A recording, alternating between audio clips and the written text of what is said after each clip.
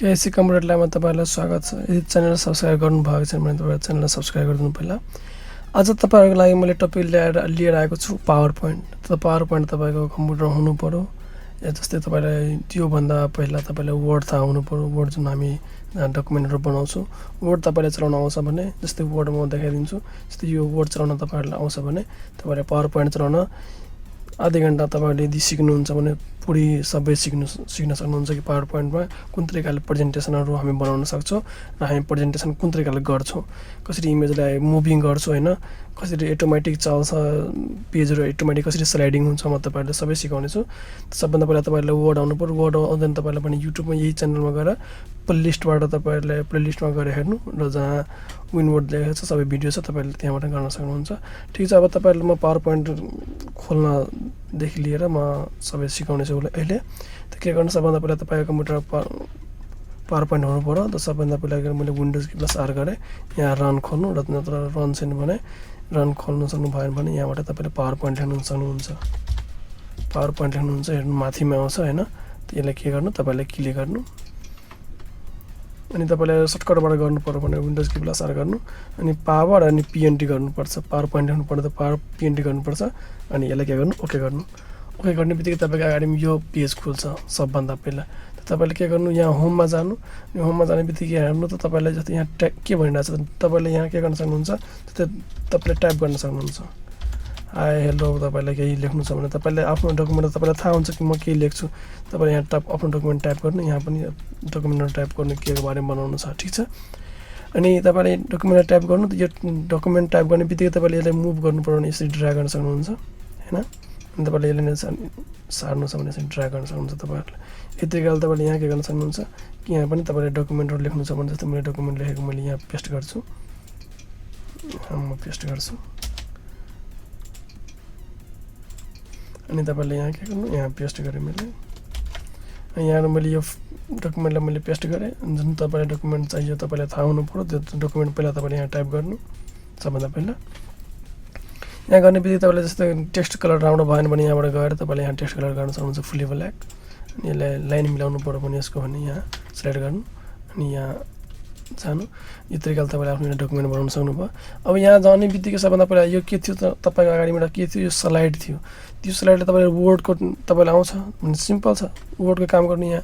अनि तपाईलाई अर्को स्लाइडहरु चाहियो भने जस्तै न्यू स्लाइडमा जानु। तपाईले कुन तरिकाको छ, जस्तै टाइटल पहिला माथि हुनु पर्यो, त्यसपछि त्यसको बारेमा हुनु पर्यो हैन। यहाँ छ अर्को टाइटल एन्ड कन्टेन्ट। जस्तै तपाईले अगाडिको टाइटल हुनु पर्यो, त्यसपछि त्यसको मुनि पिक्चरहरु भिडियोहरु हाल्नु पर्यो भने सक्नुहुन्छ।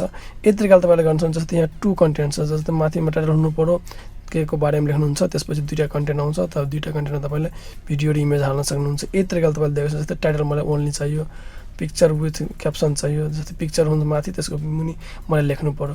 यहाँ तपाईलाई कुन चाहियो तपाईले आफै सिलेक्ट गर्नु। जस्तै मलाई यहाँ यो चाहियो टाइटल एन्ड ओन्ली छ, यो मलाई क्लिक गरे। अब यहाँ तपाईले फेरि क्लिक गर्नु चाहिँ हेर्नु, यो एउटा स्लाइड भयो, यो अर्को स्लाइड भयो। जस्तै म अर्को स्लाइडमा म फेरि केही टेक्स्ट म लेख्छु।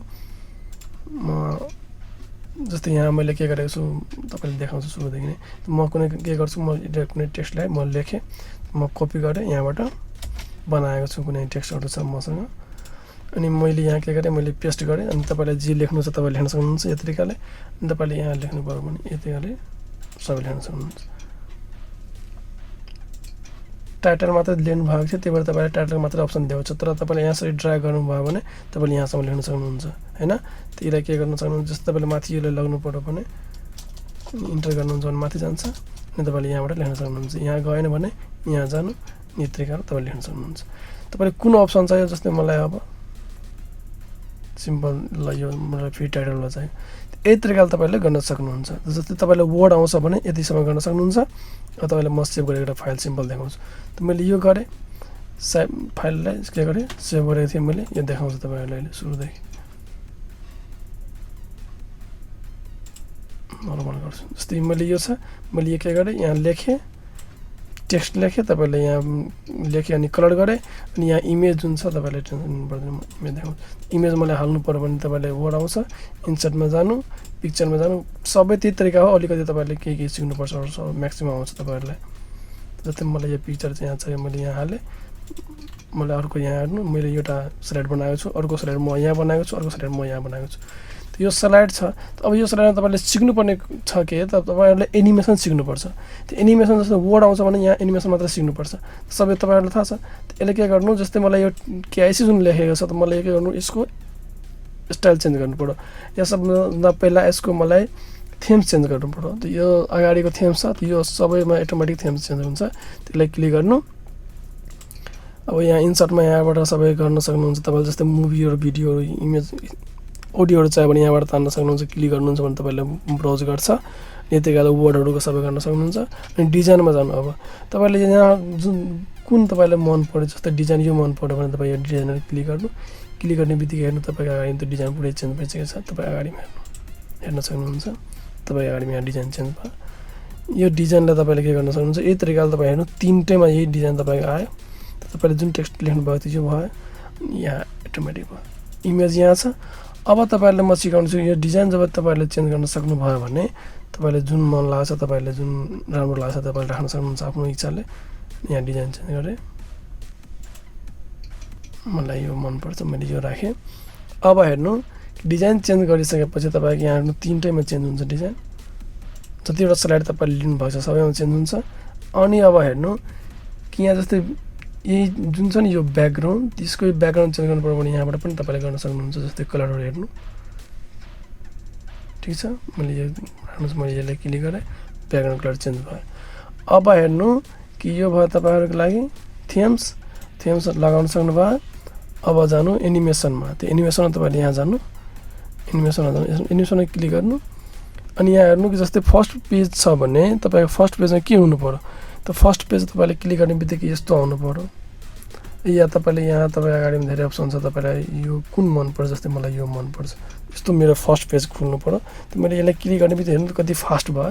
त्यसलाई स्लो गर्नु पऱ्यो भने यहाँ जानु ट्रान्ज्याक्सन स्पिडमा, अनि यहाँ यसलाई क्लिक गर्नु, अनि स्लोमा क्लिक गर्नु, अनि स्लो हुन्छ। अब हेर्नु त्यही कारणले स्लो भयो। म अर्को पेजमा जानु छ, अर्को पेजमा मलाई फेरि अर्को गर्नु पऱ्यो भने मलाई यसलाई क्लिक गर्नु छ भने मैले क्लिक गरेँ। अनि यसको पनि फास्ट छ भने मैले यसलाई फेरि क्लिक गरेँ, मैले यसलाई फेरि स्लो गरेँ। यही तरिकाले तपाईँले प्रत्येक जुन स्लाइड हुन्छ तपाईँले स्लाइडमा सबै यसको सबैको छुट्टा सेटिङहरू तपाईँले राख्न सक्नुहुन्छ। यही तरिकाले गर्नु। यति गर्ने बित्तिकै तपाईँहरूलाई अब यो चेक गर्नु पऱ्यो भने यो फ्लाइट ठिक छ, पछाडि यो चेक गर्ने। त अहिले यो गरेँ, त्यसपछि मैले यो केआइसी जुन लेखेको छु म, जस्तै मलाई के गरेँ, म कन्ट्रोल ई गरेँ, मलाई सेन्टरमा चाहियो, मैले सेन्टरमा लगेँ यसलाई। अब जस्तै यो मुभ हुनु पऱ्यो, यानि कि हामी क्लिक गर्छौँ भने पहिला यो जुन सेटिङ भयो यो स्टाइलहरू आउनु पऱ्यो यो तरिकाले सबभन्दा पहिला। ठिक छ, मलाई यो चाहिन्छ। त्यसपछि यो जुन टेक्स्ट छ यो टेक्स्टलाई मैले के गर्नु पऱ्यो, मुभ गर्नु पऱ्यो। त मुभ गर्नु पऱ्यो भने यसलाई सिलेक्ट गर्ने बित्तिकै तपाईँले यहाँ हेर्नु यो कुनामा एनिमेसनमा यहाँ कस्टम एनिमेसन लेखेको छ। यो कस्टम एनिमेसनमा क्लिक गर्ने यस्तो हुन्छ। कस्टम एनिमेसनमा क्लिक गर्नुहुन्छ भने यस्तो आउँछ, एड इफेक्टहरू आउँछ। एड इफेक्टमा आउने बित्तिकै तपाईँले एड इफेक्टमा क्लिक गर्नु। अनि तपाईँले यति यहाँ डिजाइनहरू दिएको छ, जस्तै डायमन्ड चाहियो, फ्लाइ चाहियो, जस्तै आफ्नो मनले तपाईँले गर्नु पऱ्यो भने जस्तै मलाई यो चाहियो, मलाई डायमन्ड सेप चाहियो, मलाई यो घुम्नु पऱ्यो मेरो टेक्स्ट, त म डायमन्डमा क्लिक गर्छु। क्लिक गर्ने बित्तिकै यहाँ हेर्नु मेरो जुन टेक्स्ट छ मेरो डायमन्ड तरिकाले लुप भइहाल्यो होइन। अब यति भयो। अब यही तरिकाले तपाईँले जुन टेक्स्ट, जस्तै मलाई यो टेक्स्ट छ, यो टेक्स्टमा मलाई इफेक्ट हाल्नु पर्यो, यसलाई सिलेक्ट गर्नु, फेरि कस्टम एनिमेसनमा गएर फेरि एड इफेक्टमा जानु। मलाई अब अर्को मेरो आफ्नो तरिकाले चाहियो भने के मोर पाथमा गएँ, अनि यहाँ छ अझै चाहियो भने मोर पाथमा गएँ। जस्तै मलाई हेर्नु, मलाई हट जस्तो घुमाउनु पऱ्यो मेरो टेक्स्टलाई, यहाँ हेर्नु तपाईँले दिएको छ जुन तरिकाले जति दिएको छ तपाईँले यहाँ राख्नु। यहीँबाट सबै मोसन एनिमेसनहरू कुन तरिकाले जानु पर्छ सबै तपाईँले यहाँबाट सिलेक्ट गरेर कुन तपाईँहरूलाई मनपर्छ यहाँबाट लिन सक्नुहुन्छ। अनि यसलाई क्लिक गर्नु, अनि ओके गर्नु। ओके गर्ने बित्तिकै तपाईँले यो पनि तपाईँले एप्लाई गर्नुभयो यहाँ डकुमेन्टमा, तपाईँ आफ्नो डकुमेन्टमा क्लिक गर्ने बित्तिकै अब हेर्नु तपाईँलाई कि यो फर्स्ट पेज भयो, सेकेन्ड पेज। यो तरिकाले तपाईँले आफ्नो टेक्स्टहरू सबै टेक्स्टमा गर्न सक्नुहुन्छ, कहाँ एनिमेसन चाहियो तपाईँलाई। यति गर्ने बित्तिकै अब के गर्नु मलाई सबैमा के गर्नु पर्यो, यो एप्लाई गर्नु पर्यो। त एप्लाई टु मैले के गरेँ, अल गरेँ। सबै तपाईँले एनिमेसन पहिला सिलेक्ट गर्नु, थेम्सहरू सिलेक्ट गर्नु, त्यसपछि के गर्नु, एप्लाई टु अल गरेँ। एप्लाई टु अल गर्ने बित्तिकै यहाँ हेर्नु त अटोमेटिक यहाँ के कहाँ टिक लागेको छ यसले, अन माउस क्लिक। यानि कि हामीले क्लिक गर्छौँ माउसलाई भने के हुन्छ, यो पेज स्लाइड अटोमेटिक चेन्ज हुन्छ। यहाँ चाहिँ माउस अन क्लिक त तपाईँले बुझ्नुभयो कि यहाँ क्लिक गर्नुहुन्छ भने तपाईँको पेज स्लाइड चेन्ज हुन्छ अनि त्यसपछि अटोमेटिक आफ्टर जस्तै तपाईँलाई प्रत्येक स्लाइडको तपाईँलाई टाइम हुन्छ अनि तपाईँले त्यसको बारेमा कुरा गर्नुहुन्छ होइन उहाँको बारेमा तपाईँले सम्झाउनुहुन्छ स्टुडेन्टलाई तपाईँले यहाँ टाइम त तपाईँलाई थाहा हुनु पऱ्यो अटोमेटिक आफ्टर कति मिनटमा जस्तै मलाई 3 सेकेन्ड पछि मेरो पेज अटोमेटिक चेन्ज हुनु पऱ्यो भने मैले तपाईँले यहाँ सिलेक्ट गर्नु अनि अटोमेटिकमा क्लिक गर्नु अनि आफ्नो सेकेन्ड लेख्नु अनि त्यसपछि के गर्नु एप्लाई टु फेरि अल गर्नु एप्लाई टु अल गर्ने बित्तिकै यही तरिकाले तपाईँले एनिमेसनहरू थीम्स हाल्न सक्नुहुन्छ एनिमेसनहरू जुन फर्स्ट पेजको हुन्छ त्यो गर्न सक्नुहुन्छ अनि यो जुन तरिकाले तपाईँले चेन्ज हुन्छ त्यो पनि गर्न सक्नुभयो अनि सबै एनिमेसन तपाईँले बुझ्नुभयो अब त्यसपछि यहाँ स्लाइड सो छ त स्लाइड सोमा तपाईँले जानु पर्दैन यसले यो सबै तपाईँले चेक गर्नु पर्यो भने के गर्नु तपाईँले यहाँ प्ले जुन छ त प्लेमा तपाईँले क्लिक गर्न सक्नुहुन्छ र तपाईँले कम्प्युटर अगाडिमा किबोर्ड छ भने F5ले तपाईँले क्लिक गर्नुहुन्छ भने म F5मा क्लिक गर्छु नत्र यहाँ प्लेमा क्लिक गर्छु क्लिक गर्ने बित्तिकै सबै तपाईँले अटोमेटिक जुन सिस्टम राख्नुभएको छ जे गर्नुभयो सबै तपाईँले अटोमेटिक हेर्न सक्नु अब हेर्नु त यो सबैले के गर्नुपर्छ तपाईँलाई एप्लाई टु अल त योमा गर्नु क्लिक गर्नु एप्लाई टु अल यो फेरि स्लाइडमा क्लिक गर्नु फेरि एप्लाई टु अल यसलाई क्लिक गर्नु अटोमेटिक यति सेकेन्ड हुनु पऱ्यो ठिक छ अनि यसलाई फेरि क्लिक गर्नु अटोमेटिक यति सेकेन्ड हुनु पऱ्यो एप्लाई टु अल गर्नु त्यसले गर्ने बित्तिकै तपाईँले F5लाई थिच्नु F5लाई थिच्ने बित्तिकै तपाईँले यहाँ हेर्नु अटोमेटिक चेन्ज हुन्छ